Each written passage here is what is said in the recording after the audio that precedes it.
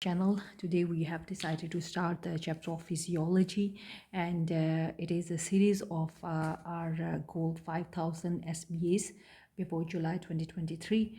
And let's start with our question number 1 of the physiology, and these are the twin falls. And let's see the method of the contraception.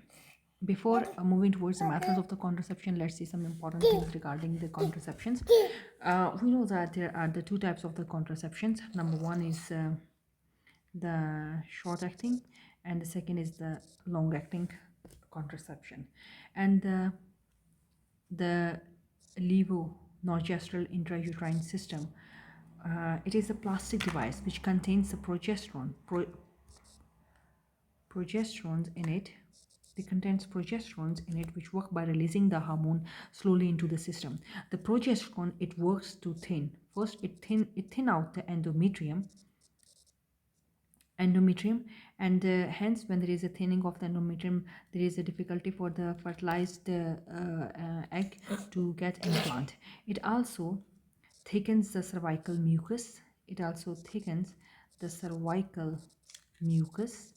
And the other is the male sterilization. It is one of the permanent method, and male sterilization, it is one of the permanent method, and it is a process where there is a cutting, sealing, or tying the vas deferens which carries the sperm from testes to the penis. It is very effective and has less than 1% failure rate. The contraceptive implant, or the implanon, it is placed into the non-dominant arm, such that the left arm or the right arm, in the case of the patients whose left arm is their dominant arm. It also releases the progesterone, and it causes the usual progesterone effects, as well as preventing the ovulation. It prevents the ovulation, and it can be left inside for 3 years, but can be taken out sooner with a potential return of to the fertility immediately. The contraceptive patch is not suitable for those women with the large body mass index or the smokers, and the combined oral contraceptive pills, or COCPs, is contraindicated for the use of the contraceptives in the patients with the migraine and aura. And now let's move towards our option number A, that the levonorgestrel intrauterine system, they works by preventing the sperm fertilizing an egg. False. That is not. That they what they do the thinning of the endometrium and the and thickening of the cervical mucus. Second, the male sterilization involves the cutting of the vas deferens. Yes, that is true. It is the cutting, tying, or sealing of the vas deferens. And C is the contraceptive implant. It works by preventing ovulation. Yes, that is again true. And the D is contraceptive patch is suitable for those with the body mass index more than 40. Yes, it is false, because it is not safe in the patients who are smokers, chronic smokers, and who have the BMI more than 40. And next is the combined oral contraceptive pills is contraindicated in migraine and aura. Yes, that is true. Now let's move on next question. It is regarding the spermatogenesis, and we know that spermatogenesis, this is the graph of the spermatogenesis, but before that, let's see its explanation. Spermatogenesis, it refers to the process of the productions of the mature sperms, which are called the spermatozoa, from the primitive germ cells, Spermatogonia. Starting in the adolescence and continuing throughout the male adulthood, spermatogenesis, they takes around 70 days to complete. During this time, the Spermatogonia, they found at the basal lamina of the seminiferous tubes begin to mature, and eventually they becoming the primary spermatocytes. Both spermatogonia and primary spermatocytes, they contains a diploid number of the chromosomes, which is reduced to haploid number 23 chromosomes as a result of the meiotic division. The primary spermatocytes, they divides by the meiosis into two secondary spermatocytes, and each of which divides again, and second meiotic division to form the two spermatid each. These haploid spermatids, they then undergo a process of the maturation, attached to the cytosol, eventually become the mature spermatozoa. First there is the spermatogonium, which is diploid, which is 2n.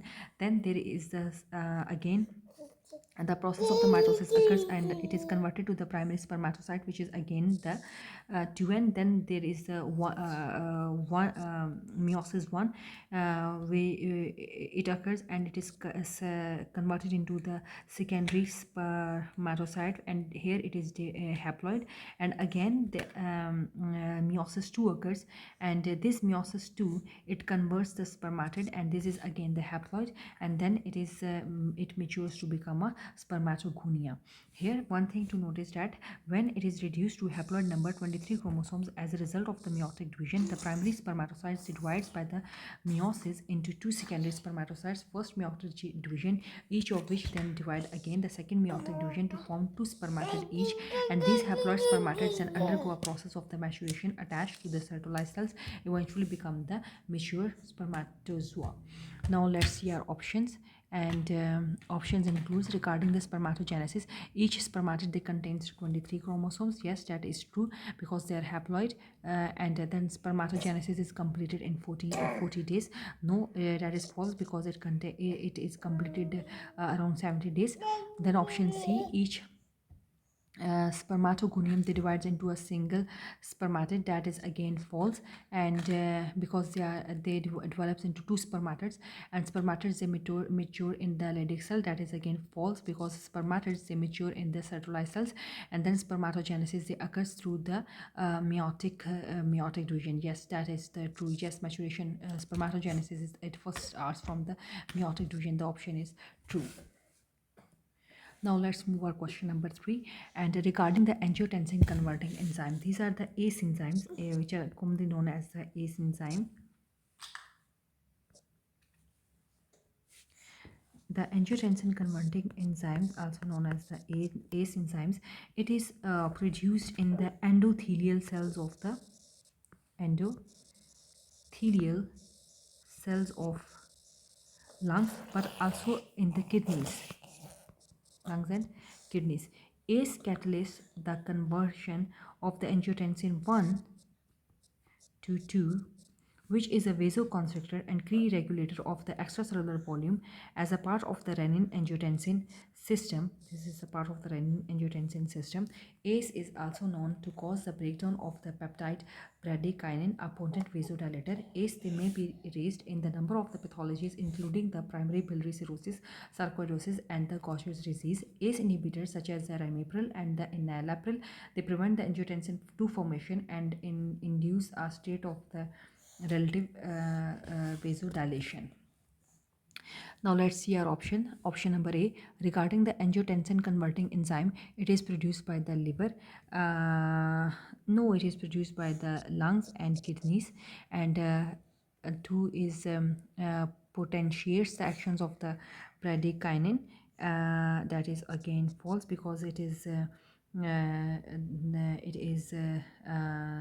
opposite of the bradykinin, and it inhibits the bradykinin. It breaks the bradykinins. It is inhibited by the drug ramipril. Yes, that is true, and it converts angiotensin 2 angiotensin 3. No, it is false because it converts 1 to 2, and levels, they can be raised in primary biliary cirrhosis. Yes, that can be raised in primary biliary cirrhosis, and as well as sarcoidosis or the Gaucher's disease.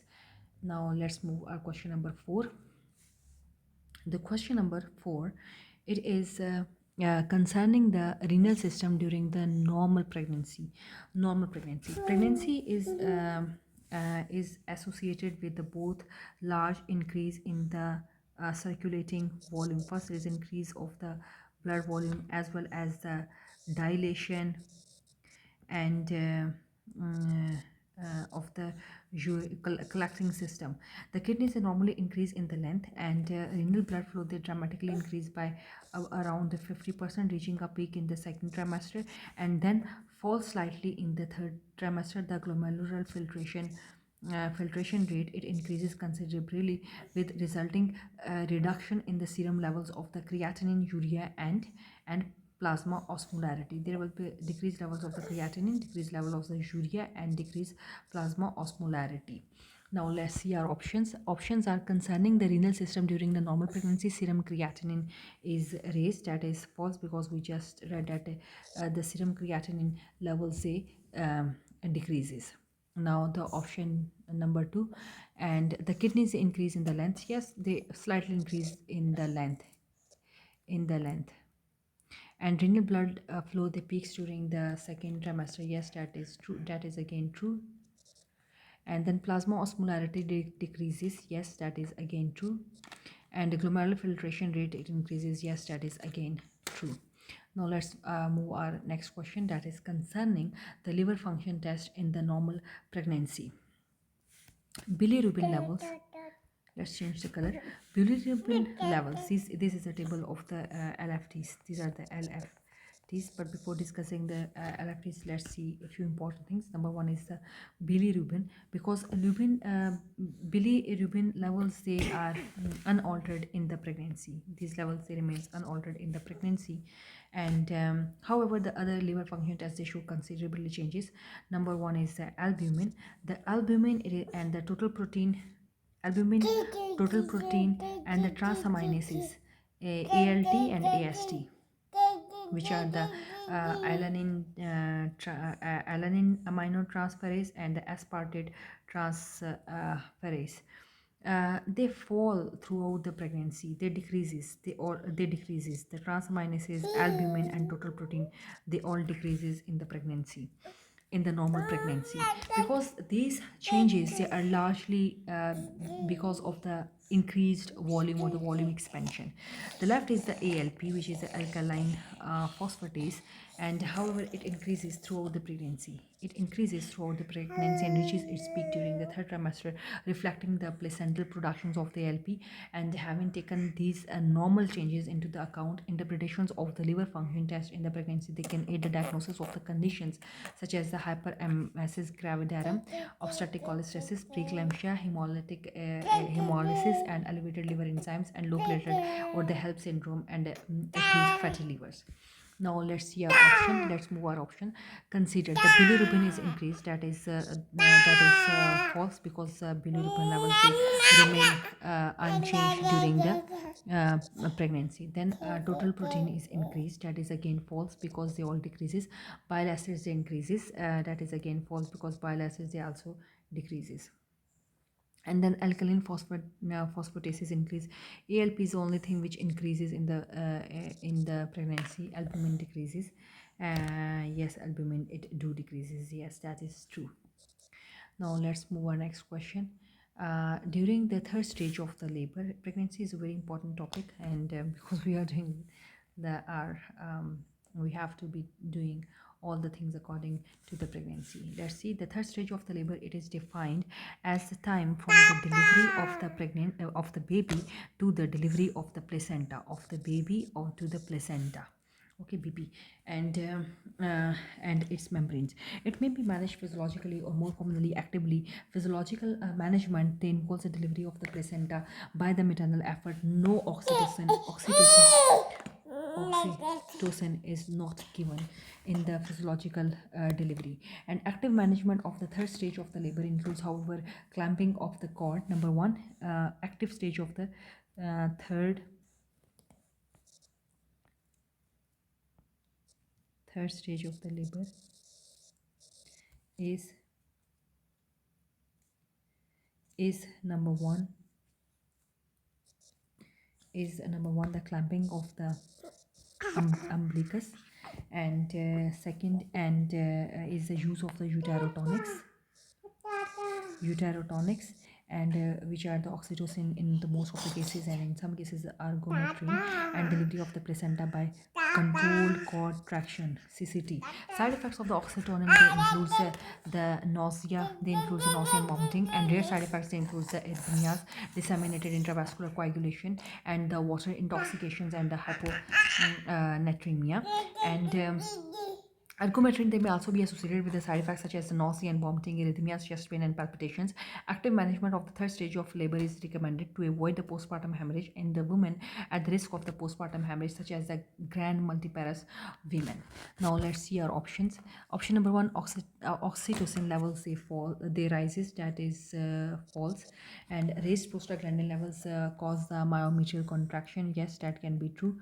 That can be true. And beta agonists, they can be used to manage this stage. That is false, because the oxytocin or ergometrine are given, eutyrotonics are given. Use of the synthetic prostaglandin is contraindicated. That is again false.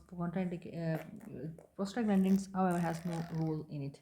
And ergometrine is contraindicated if there is a fibroid uterus. That is again false, because basically in the women who have the risk of the postpartum hemorrhage, their utyrotonics are encouraged to be given. Now, next question concerning the luteal phase shift.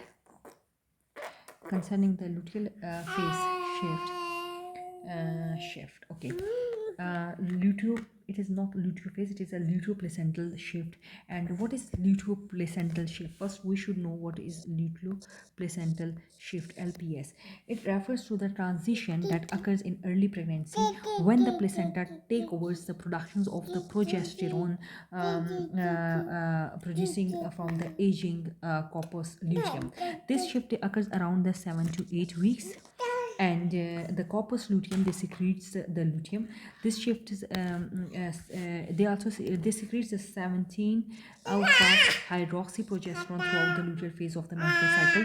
The should fertilization not occur, the corpus luteum, they fails 14 days after ovulation. Progesterone levels are sufficiently reduced and menstruation occurs. When the fertilization has occurred, the human chorionic gonadotrophin productions by the syncytial trophoblast stimulates the corpus luteum to continue the producing the progesterone.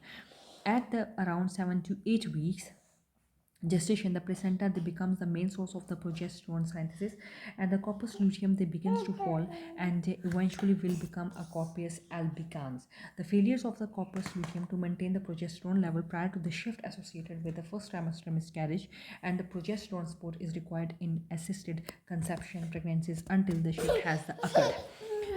Let's see our options. It occurs around the 12th week of the gestation. That is false, because it usually occurs around the 7 to 8 weeks of the gestation. It coincides with the decrease in the 17 alpha hydroxyprogesterone production. Yes, that is true. And human chorionic gonadotrophin, the production decreases after the shift. That is false, and refers the transitions of the human placental lactogen production from the corpus luteum to placenta. That is again false. And the failure of the corpus luteum prior to the shift links with the miscarriage. Yes, that is true. Now let's move on to next question, that is regarding the oxytocin. Oxytocin, it is a non-peptide. It is a non-peptide hormone, and it is made in the hypothalamus and released from the posterior pituitary gland. Number of oxytocin receptors in the uterine muscles, they increases close to the term, and increased release of the oxytocin in labor is thought to aid the uterine muscle contractions. Oxytocin is also involved in the letdown reflex of the milk ejection, and it is a part of the lactation. And synthesis form synthetic form of the oxytocin, such as the syntocinon, they can be given to augment the labor or prevent the manage the postpartum hemorrhage by stimulating the uterine contractions. Oxytocin, they has similar structures to that of the vasopressin antidiuretic hormone, and therefore administration, they can be associated with the hyponatremia. Etoxiban is tocolytic agent and is an oxytocin antagonist. It is used in case of the threatened preterm labor. Now let's see our options. Option number 1 is that it is a non-peptide. Yes, that is true. It is a non-peptide. And oxytocin agonists, they are used to manage the threatened preterm labor. That is false, because it aids in the it plays roles in the threatened preterm labor, and it can be given to increase the uterine tone post delivery. Yes, that is true. And this is false, and this is true. And administration, they can cause the hyponatremia. Yes, in some cases it do cause the hyponatremia, and it is made in the anterior pituitary gland. That is false, because it is made in the posterior pituitary gland.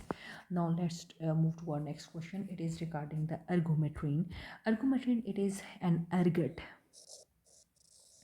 alkaloid, and it is known to be act as a serotonin dopaminergic and alpha adrenergic agonist. Although it is true mechanism of the action is not fully understand, but Ergometrine is thought to aid the both vasoconstriction and the uterine contractions, thus making it useful drug for the management of the third stage of the labor and prevent the postpartum hemorrhage. The use of the ergometrine is contraindicated in the first and second stage of the labor. Ergometrine is often given in combination with the synthetic oxytocin in form of the syndrometrine, and it is known to cause the vasoconstriction. Ergometrine they should be given with the cautious to the woman with the raised or the borderline blood pressure and significant renal diseases. Administration in such cases they may be associated with a further increase in the blood pressure, and hence its use is contraindicated in the woman with the preeclampsia. Now let's see our option. Option number A, administration they can cause the hypertension. Yes, that is true, because it can cause raised blood pressure levels, and can be used to augment the labor. That is false. And it can be used in the third stage of the labor. Yes, that is true. It is avoided in the first and second stage of the labor. And then it is a serotonin agonist. Yes, that is true. And it is a constituent of the drug oxytocin. That is false. Now let's move our next question number 10. The electrocardiogram of the pregnant woman they can show, yes, there are the benign conditions of the pregnancy, and the normal ECG is slightly different from that of the non-pregnant stage, with the changes reflecting the altered physiology of the pregnancy, as the pregnancy is associated with the increased blood volume and increased stroke volume and increased cardiac output. This is associated with hypertrophy of the heart and enlargement of the left side of the heart, and the gravid uterus they also pushes the diaphragm up, and therefore the heart is displaced forward and left. So there is a left heart deviation around 15 degree, and then the combination of these changes will lead to the left axis deviation and on the ECG, and this may be also be seen of the flattening or the inversion of the T waves, and in the lead 3, flattening or inversion in lead 3, and the presence of the Q waves in both the leads AVF and 3. Now let's see our options, and it shows the left axis deviation. Yes, that is true. It is, which is about 15 degree, and T wave inversion in lead 2. No, that is false, because inversion and flattening is seen in lead 3, and prolongation of the PR interval. No, that is again false. Q waves in AVF and lead 3. Yes, that is true. And increased heart rate. Yes, again that is true, because there is an increased blood volume and the heart rate and the cardiac output of the during the pregnancy. Now let's move our next question, that is the lactation is suppressed by. The lactation, it may be instigated by the interruptions of the normal balance of the lactation promoters and inhibitors. Prolactin is a hormone which is the main stimulator of the lactation, and it is produced by the produced by the pituitary gland. It is inhibited by the dopamine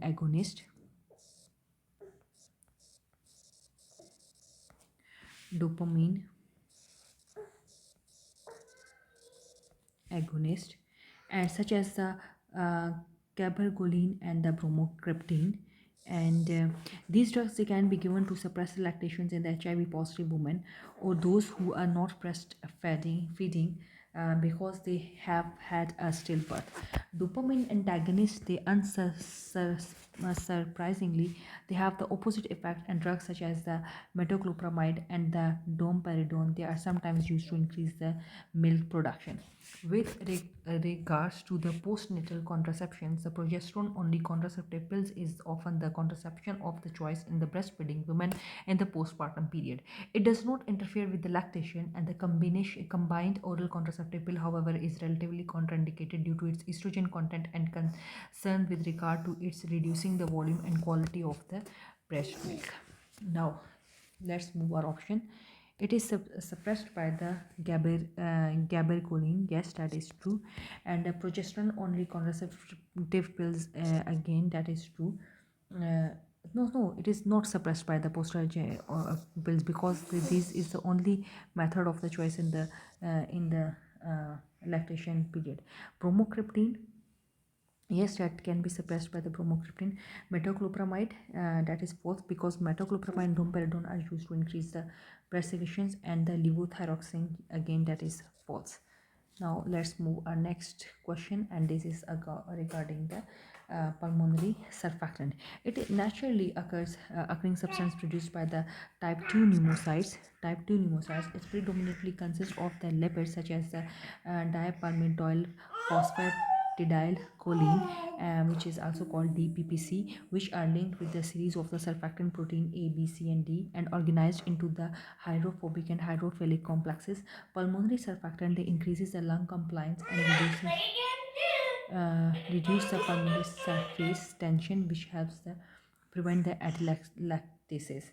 Surfactant production begins in the fetus relatively late in the pregnancy, and therefore suboptimal in the infants born prematurely. And respiratory distress syndrome is a major cause of the mortality and morbidity in the premature infants due to the lack of the surfactants and a lung immaturity. The my administrations of the intramuscular glucocorticoid, such as the dexamethasone and the betamethasone, is associated with increased fetal surfactant production and enhanced lung maturity, and therefore has the benefits when there is a risk of the delivery before 34-week gestation. Now let's see our option number A. It is made by the type 2 pneumocytes. Yes, that is true. And option B, predominantly formed from the protein. That is false, because it is predominantly formed from the lipids, which are the DPPC, also called as dipalmitoyl phosphatidylcholine. And then production is promoted by the maternal diabetes. No, it is inhibited by the maternal diabetes. And next option is, it contains a dipalmitol phosphatidylcholine. Choline, yes, that is true. And reduce the pulmonary surface tension. That is false, because it increases the pulmonary. Yes, it reduces the pulmonary surface tension. Yes, sorry, it is, yes, that is true. Now let's move question number 13, and this is a control of the respiration and the mechanism of the ventilation. Expansions of the chest cavity, they occurs as a result of the contractions of the intrathoracic muscles, which are innervated by the T1 to T11, and there is also the influence from the diaphragm, which is innervated by the phrenic nerve, which is C3 to C5. There are the two important controls of the respiration: the central chemoreceptors, the medulla, and peripheral chemoreceptors, aortic arch, and the carotid body. The aortic arch receptors, they are innervated by the vagus nerve, and the carotid body receptors by the glossopharyngeal nerve.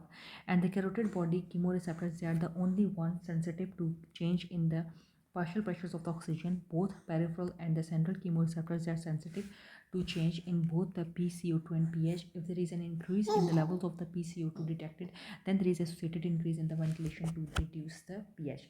Now let's see our options. Option number 1, intrathoracic muscles are innervated by T4 to T11. That is false, because they are innervated from the T1 to T11. The diaphragm is innervated by the phrenic nerve. Yes, that is true. The diaphragm is innervated by the phrenic nerve. Aortic arch chemoreceptors, they are innervated by the glossopharyngeal nerve. That is false, because they are innervated by the vagus nerve. And aortic arch chemoreceptors are sensitive to the PO2. Yes, that is true, because they are sensitive to PO2.